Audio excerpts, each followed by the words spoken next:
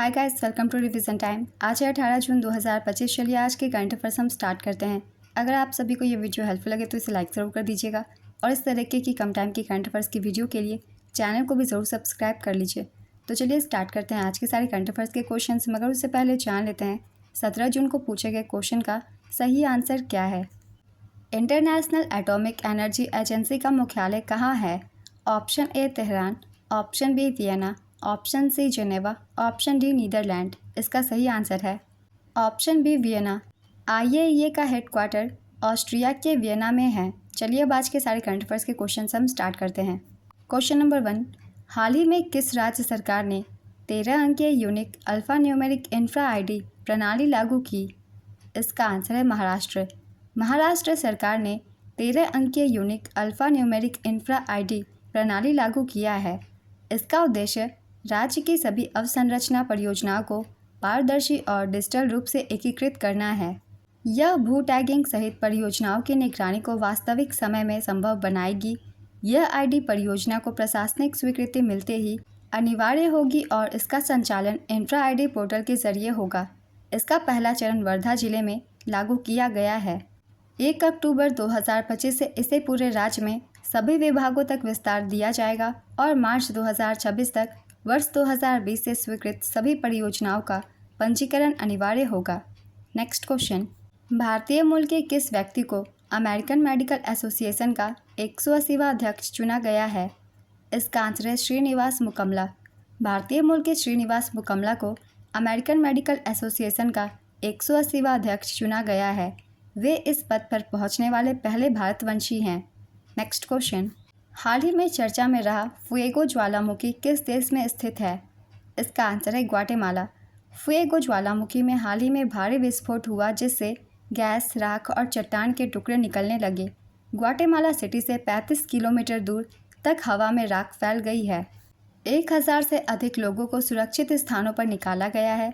Guatemala के प्रमुख ज्वालामुखी हैं पकाया ज्वालामुखी, सांता मारिया ज्वालामुखी, अकातेनांगो ज्वालामुखी। ग्वाटेमाला की राजधानी है ग्वाटेमाला सिटी, मुद्रा है ग्वाटेमाला क्विटजल और राष्ट्रपति है बर्नार्डो एरेवेलो।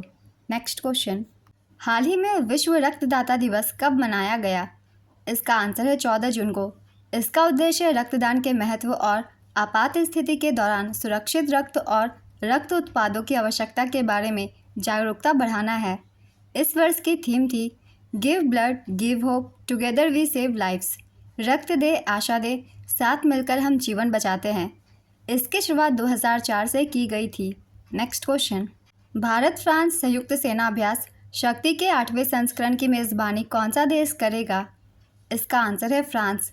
भारतीय और फ्रांसीसी सेनाओं के बीच संयुक्त सैन्य अभ्यास शक्ति का आयोजन किया गया।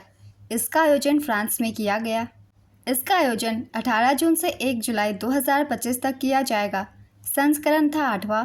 भारतीय सेना और फ्रांसीसी सेना के बीच सैन्य अभ्यास एक द्विवार्षिक अभ्यास है जो 2011 में शुरू हुआ था। भारत फ्रांस के बीच होने वाले सैन्य अभ्यासों के नाम है शक्ति, वरुण, गरुड़, फ्रिंजेक्स। भारत ने 13 से 26 मई 2024 तक मेघालय के उमरोई में आयोजित अभ्यास शक्ति के 7वें संस्करण की मेज़बानी की थी।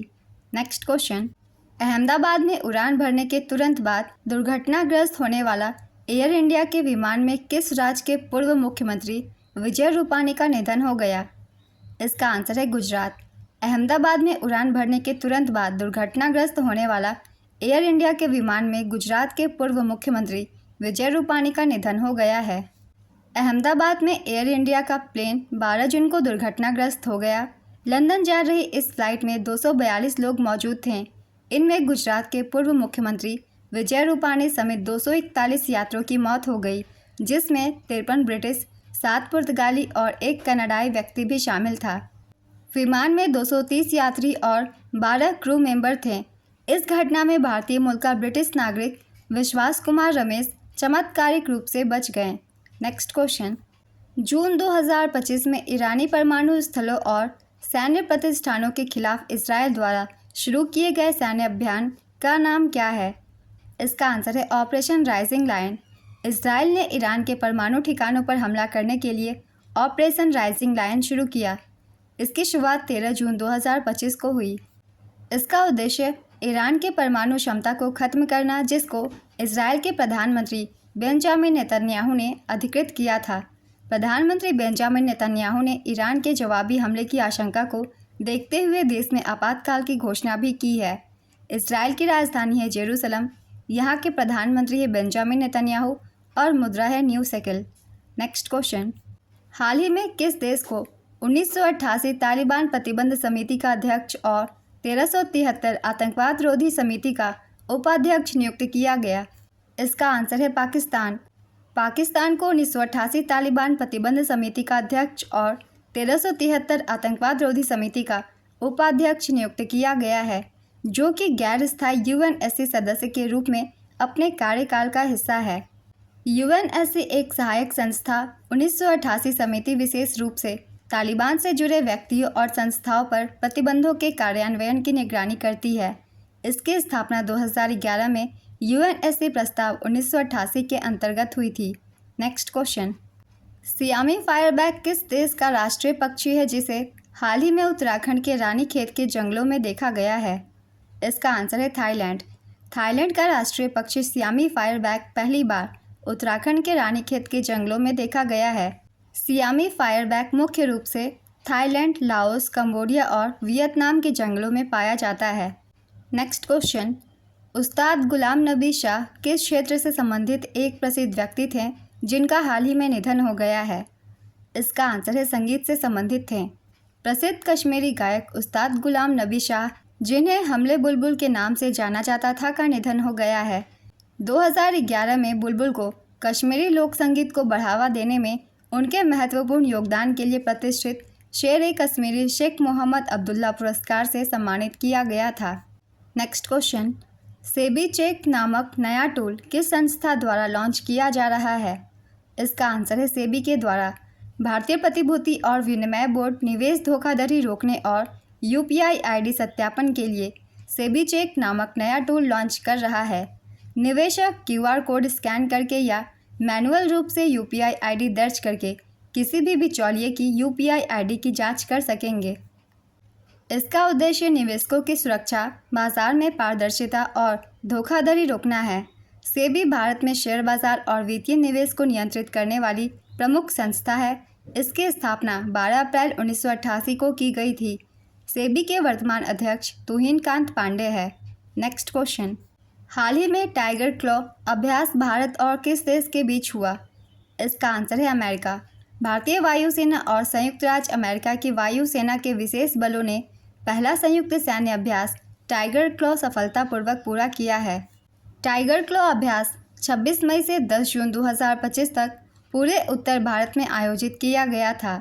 यह अभ्यास गरुड़ रेजिमेंटल प्रशिक्षण केंद्र चांदीनगर, उत्तर प्रदेश में आयोजित किया गया है। नेक्स्ट क्वेश्चन, किस प्रसिद्ध मंदिर में 270 वर्षों बाद महाकुंभभिषेकम का आयोजन हुआ है? इसका आंसर है श्री पद्मनाभ स्वामी मंदिर में। हाल ही में केरल के श्री पद्मनाभ स्वामी मंदिर में 270 वर्ष बाद महाकुंभभिषेकम का आयोजन हुआ है। यह आयोजन मंदिर के जीर्णोद्धार कार्य के पूरा होने के बाद हुआ। महाकुंभभिषेकम एक विशेष धार्मिक अनुष्ठान है जो किसी मंदिर की पवित्रता और आध्यात्मिक ऊर्जा को पुनः जागृत करने के लिए किया जाता है। आज के सारे करंट अफेयर्स के क्वेश्चंस कंप्लीट होते हैं। चलिए आज का क्वेश्चन देखते हैं क्या है। सियामी फायरबैक क्या है? ऑप्शन ए एक मिसाइल, ऑप्शन बी एक पक्षी, ऑप्शन सी एक ड्रोन, ऑप्शन डी एक पर्वत का नाम। अपना आंसर गेस कीजिए या फिर कमेंट बॉक्स में दीजिए। अगर आप सभी को यह वीडियो हेल्पफुल लग रही हो तो इसे लाइक ज़रूर कर दीजिएगा और साथ ही इस तरीके की कम टाइम की करंट अफेयर्स की वीडियो के लिए चैनल को भी ज़रूर सब्सक्राइब कर लीजिए। तो फिर मिलते हैं अगले वीडियो के साथ। आप सभी को थैंक यू।